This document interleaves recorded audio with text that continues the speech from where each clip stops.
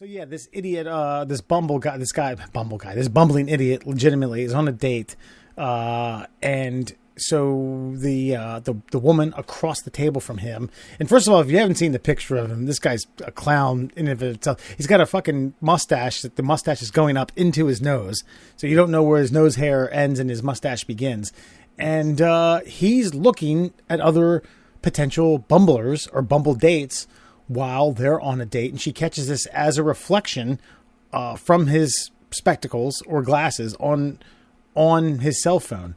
I mean, fair. You guys have any opinion on that?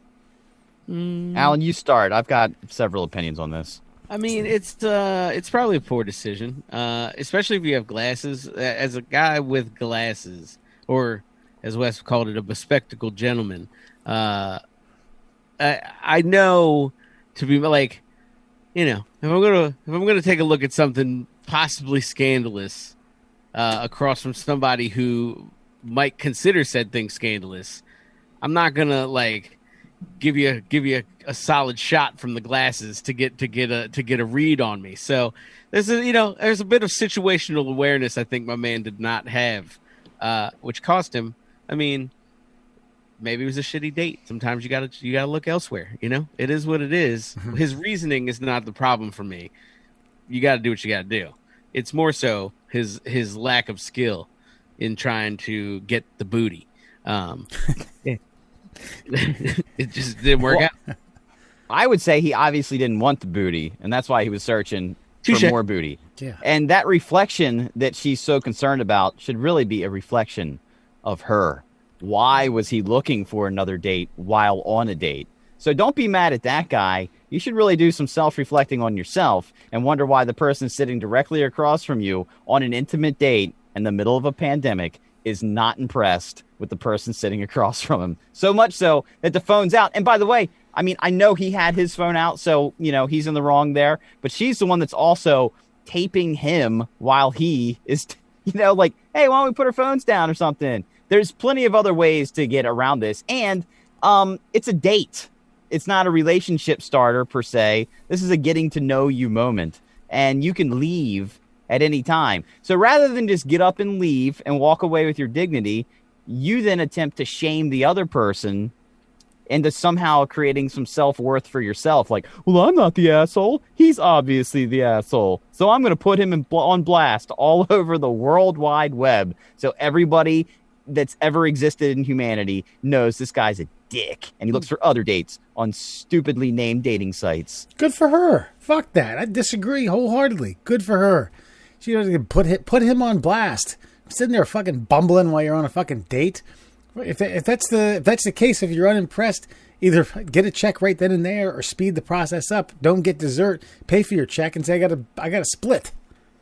Well, here's a good okay, let's jump in the Wayback Machine. And this is right around the time, I guess, senior year of high school is when, the ability to log onto the internet existed for me and my cohorts. And the only things that were really, like, real time were chat rooms. And by real time, that was like, ooh, I sent her a message. Let's wait about 5.5 minutes and see if she responds back. And so what me and, we'll say, and again, it's anonymity, me and Ron and company would do is we would say to meet us at the Christiana Mall. And then we would tell them wait in front of like Cinnabon at, 7:45 on Friday. And so what Ron would then do is when he saw them where they were supposed to meet him, he would walk by several times and like eye them up and down and be like, nah, just keep going. So he would just straight stand them up if he didn't like what he was looking at. If it was as advertised, then he would go up, and then that's when they would mosey on down to the old food court. So this kind of thing has been happening forever. It's just technology makes it easier and more in the moment. Yeah, he's got a point. I can't knock him. No, not this 1997 era of that. There's a certain amount of courtship that goes along, whether you're interested or not. I mean, finish your fucking meal and go home, and then bumble again. Or just say sorry right then and there. If you're not interested, Sarah, I gotta go. I gotta get out of here. This isn't gonna work. I'm gonna save each of us a half an hour of our time. Good night. Pleasure to meet you. You're paying for the meal. Goodbye. I find that if you tell them that you have to clean your sink, they usually take it well. Is that a good out? Pro tip. I mean, hey, I've been married for a while and I've been booed up for like 10 years. So I don't know if my advice is any good, but give it a try. Yeah, I might be one of the last men alive that didn't find their wife on the internet. It baffles me with what you're able to do. The thing with this guy, and I got to know his backstory here. We're only getting one side of this thing here. Obviously, the date wasn't going well, or he wouldn't even have been on his phone, and let alone looking for other women. And with the way the internet is now, with like, what's the other one? What's the most well-known dating app? Tinder? Yes. Yeah. So he could have potentially, before the evening was even over, found himself another date, moved on, and gone out with somebody else for like an hour and a half that he liked more. He could have literally gone from that dinner table to another restaurant to meet another girl that he might have had a better time with. He basically had 3 shots in one night because of the internet. So I don't blame him for going ahead and just fast-tracking the situation. Food's coming. Yeah, uh-huh. Hey, what was that? You like dogs. Got it. Okay, all right, we're going to get her check here, and then he's off to the next fucking gig. That guy's got a hell of an appetite. Just saying, how can scoring appetizers, you know? With that at the palm of your hand, like, can you blame him if she's a twat? I don't know if she's a twat or not. She's twatty enough to put it on the internet and try to shame this guy because she's staring at his glasses and sees the reflection, and then pulls out her camera and takes a picture of it, and then shames him for the world to see. I don't know, man. I just don't know where this idea went that you can't just walk away from a date. Like, you know, if that guy's doing that, then you can just say, you know, this isn't going very well, is it? Nah. All right. See you later. Bye. Because I think if it's not going well, chances are the person on the other side of the table has a mutual feeling, right? I mean, this isn't like going to be some earth-shattering news to someone. Like, wait, what? God, I was having a great time.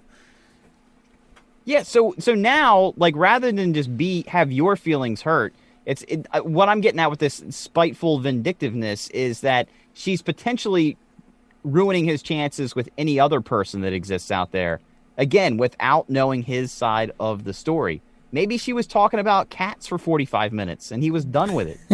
That's all I'm saying. Mr. Winkers loves the soft stuff, but Friffy Tickle Ticks likes the hard, and it's tough to keep them apart while they're eating at the same time. And God. Those are great names.